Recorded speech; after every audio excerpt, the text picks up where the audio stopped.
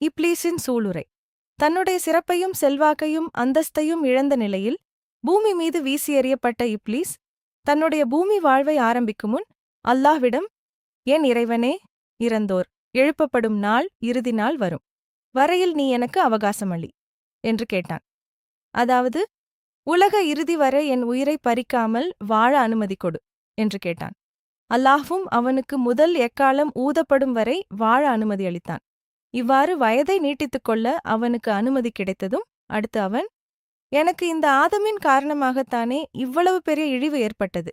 எனவே அந்த ஆதமின் மக்கள் அனைவரையும் நான் வழிகெடுத்தே தீருவேன் என்று சூளுரைத்தான். அதற்கு அல்லாஹ், நீ உன் சேஷ்டைகள் எதை வேண்டுமானாலும் செய்து கொள், என்னுடைய அடியார்கள் மட்டும் உன் வலையில் சிக்கவே மாட்டார்கள் என்று பதில் கூறினான். ஹஜ்ரத் ஆதமுக்கு கிடைத்த அமோக வரவேற்பு. ஹஜ்ரத் ஆதம் அலைஹி வஸல்லம் அவர்களை சுவர்க்கத்திற்குள் அழைத்துச் செல்ல ஆயிரக்கணக்கான வானவர்கள் அணிவகுத்து நின்றனர். 70 வகையான உடைகளைக் கொண்டு அவர்கள் அலங்கரிக்கப்பட்டிருந்தார்கள். நவரத்தின கற்களால் தயாரிக்கப்பட்டிருந்த கிரீடம் அவர்களின் சிரசை அழகுபடுத்திக் கொண்டிருந்தது. அவர்கள் சுவர்க்கத்து ஆசனத்தின் மீது அமர்த்தப்படும் பொழுது வலப்புறம் 70 இலட்சம் வானவர்களும் இடப்புறம் 70 இலட்சம் வானவர்களும் நின்று சுபசோபனம் கூறி வாழ்த்திக் கொண்டிருந்தனர். அவர்கள் சுவர்க்கத்துக்குள் நுழையும் பொழுது அதன் எல்லா கதவுகளும் திறந்து வைக்கப்பட்டிருந்தன. எல்லா நதிகளிலும் பால், தேன், மது பிரவாகம் எடுத்து ஓடிக்கொண்டிருந்தன.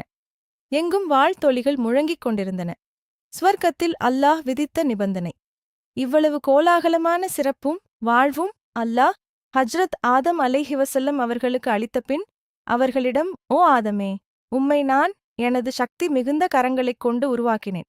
பரிசுத்தமான எனது ஆத்மாவை உமது உடலுக்குள் செலுத்தினேன்.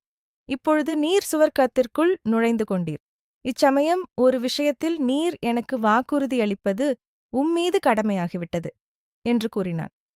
ஹஜ்ரத் ஆதம் அலைஹி வஸல்லம் அவர்கள், யா அல்லாஹ், நீ உத்தரவிடுவாயாக.